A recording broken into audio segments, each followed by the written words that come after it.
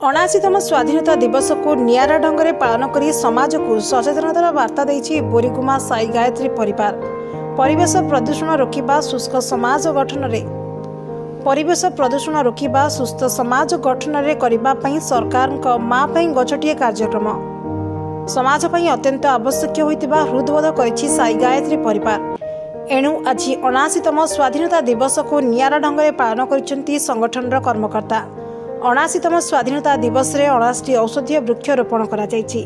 बोरीगुमा पंचायत दुलागुड़ा ठारे अँला limb bell भली विभिन्न प्रकार औषधीय वृक्षरोपण करा जायछि। आगको बोरीगुमा श्मशान एवं विभिन्न रास्ता कड़े 1000 ऊर्ध्व वृक्षरोपण करिवार लक्ष्य रखिछि साई गायत्री परिवार।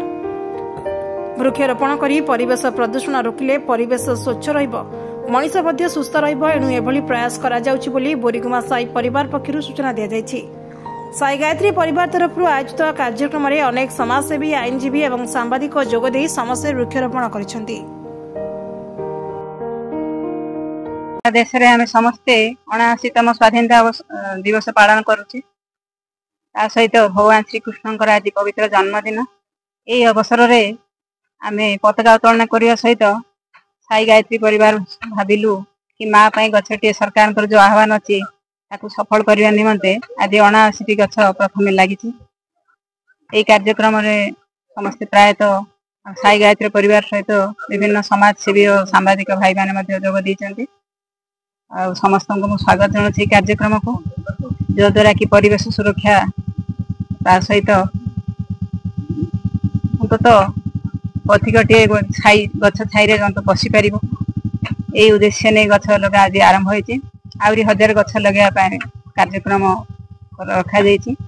रास्ता कड़े सब लगे अन्य समस्ते भाग ने आज पूजा थी जो किसी जोग दे पार ना। आसंता काल से कार्यक्रम आरंभ होगा ताकू केंद्र बंचे रखा समस्ते चेष्टा करेंगे। औषधीय गछ तथा बेल अँला निम करंज अर्जुन औषधीय गछ लगार उद्देश्य कौन मैडम? आजिकल माने आम तो अम्लजान भी पाऊनु, ता सहित औषधीय गछर जो विभिन्न प्रभाव से अनेक लोक उपकृत हो पारे।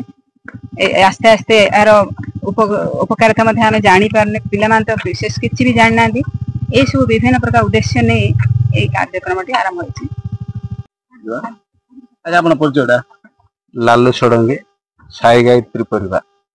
देखो बर्तमान जेहेतु देश 79तम स्वाधीनता दिवस पालन करुची एवं तत्संगे संगे आज जन्माष्टमी, यह एक संयोगीकरण। साई गायत्री परिवार कॉन्सेप्ट है राष्ट्र आध्यात्म और सेवा। तो राष्ट्र पई प्रथमे परिवेश जेहेतु गुरुत्वपूर्ण दायित्व अच्छी, तो परिवेश प्रतिदिन जो प्रदूषित ही जाउची, जंगल जो सफा ही जाउची, औषधीय वृक्षर जो अभाव ही जाउची, तेणु यह एक नियारा ढंग से 79तम स्वाधीनता दिवस उपलक्षे 79टी औषधीय वृक्ष रोपण करी समाज को प्रेरित करिवार उद्देश्य होची जे माँ पई गछटिए, देश पई भी गछटिए एवं निज पई भी गछटिए।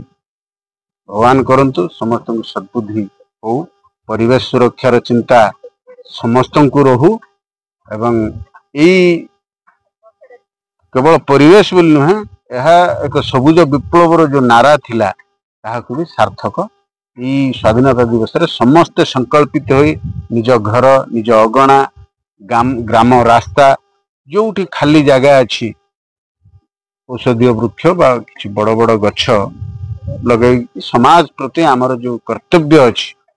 सरकार केवल समस्त जिनस करिवे यार माने किछि नाही। आम देश पे आमर भी जो कर्तव्य अच्छी ताको आम समस्ते मिसी संपादित करिबा। ई वर्ष सुधा 1000 गछ लगेबार मनरे साई गायत्री परिवार संकल्पित नहीं थिला। ताहार प्रथम कड़ी स्वरूप आज 79टी गछ लागिछि।